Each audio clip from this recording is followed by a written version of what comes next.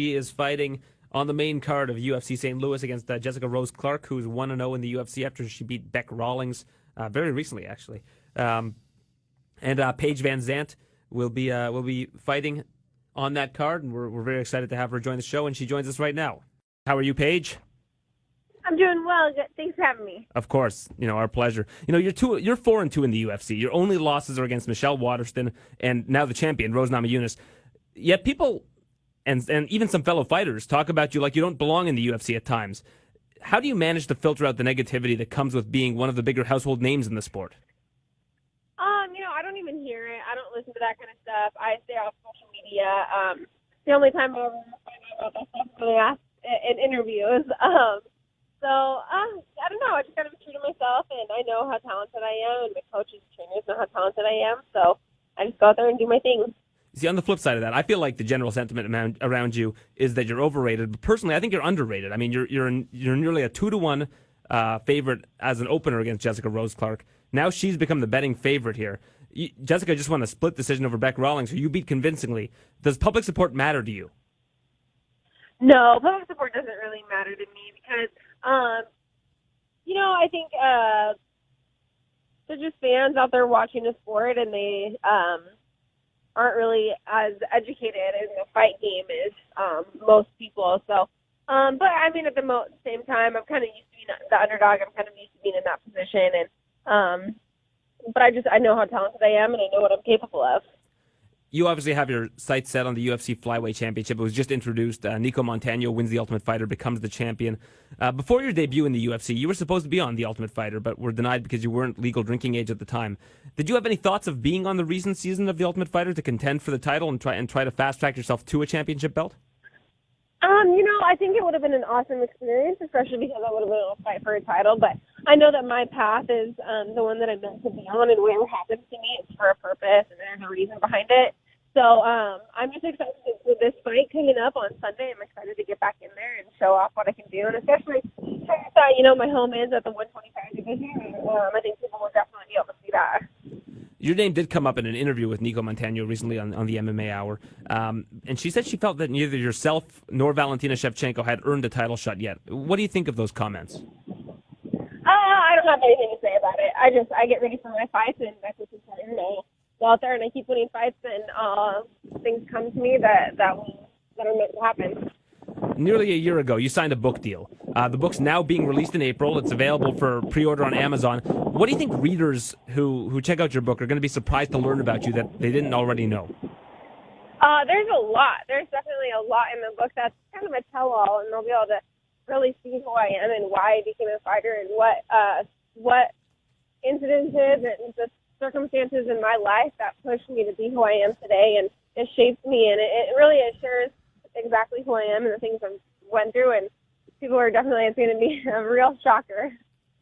What do you take? I mean, you've prided your career on kind of building yourself up outside of mixed martial arts with Dancing of the Stars and, even Chopped Can. Is that something your brand is doing, and do you continue to do more of that kind of stuff to build yourself?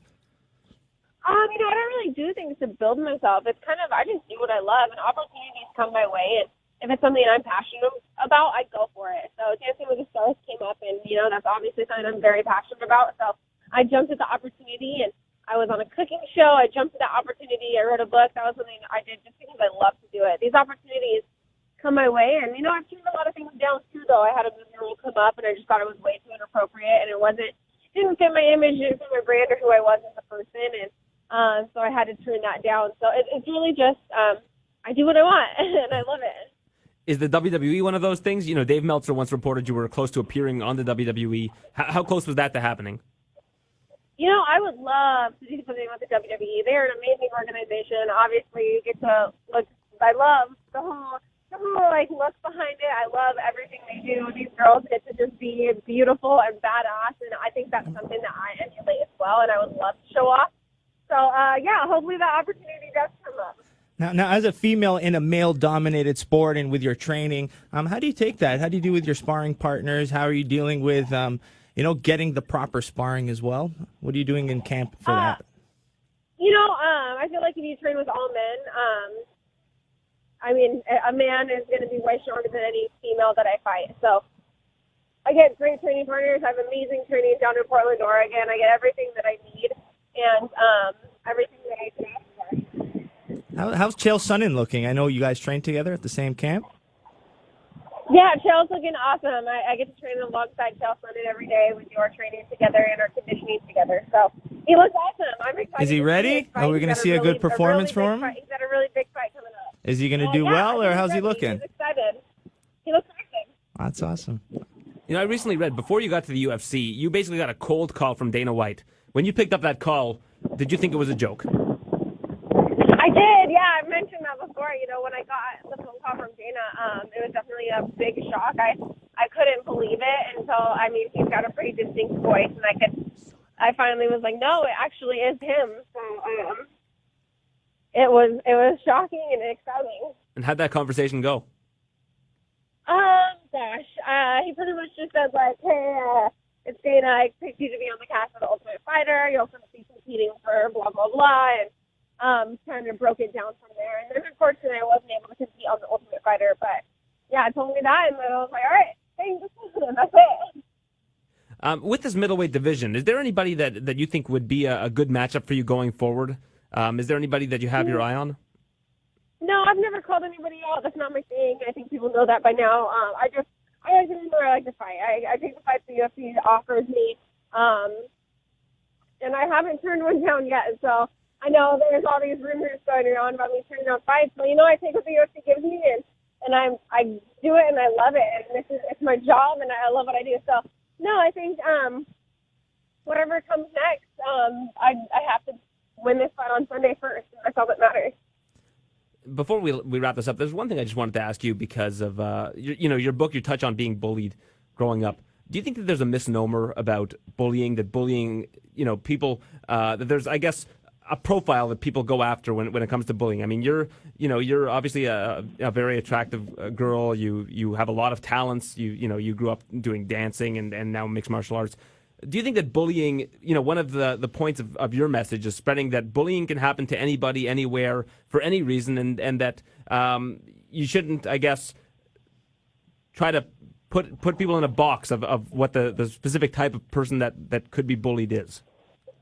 Yeah, that's definitely a part of the message, but I think for me, I want to share, you never know what people's struggles are. And, what I went through, it was awful, and it was not fun.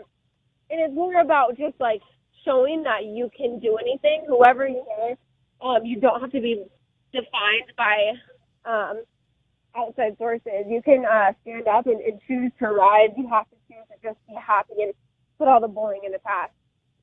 Yeah, it seems like a lot of your success has come from proving people wrong, from people doubting you or people picking on you. And I think that's, that deserves to be applauded. Yeah, definitely. Yeah, definitely. All right, well, best of luck this weekend. I think it should be a very, very exciting fight in the flyweight division, a very new division, a division that I'm sure you felt you should have been a part of all along. Unfortunately, it hadn't existed in the UFC yet, and now I guess those dreadful weight cuts are behind you. Yep, definitely. Well, best of luck, Paige. Thanks for joining us. Thanks. That was Paige VanZant joining us on the show. I felt bad, Joe. I asked her if she, people say that she doesn't belong in the UFC, and she goes, I only hear it from the media, not from... I was like, oh, I guess I just kind of insulted her. I didn't mean to do that. Yeah, you're a little. Yeah, I was trying to say to her that you're better than people are saying. Yeah, for sure. I think she's become underrated as a result of being considered overrated. You felt your point was a little aggressive. Came off wrong. I guess so. Or maybe she thinks that I feel that way, which is no. I thought it was a fair question. I think the way you. If she was 0-6 in the UFC, you can make that argument. She's 4-2. She's got a winning record. Yeah, and she's lost to the top of the division. I mean, still young. Yeah, lost the top of a division that she had trouble making weight in. Yeah.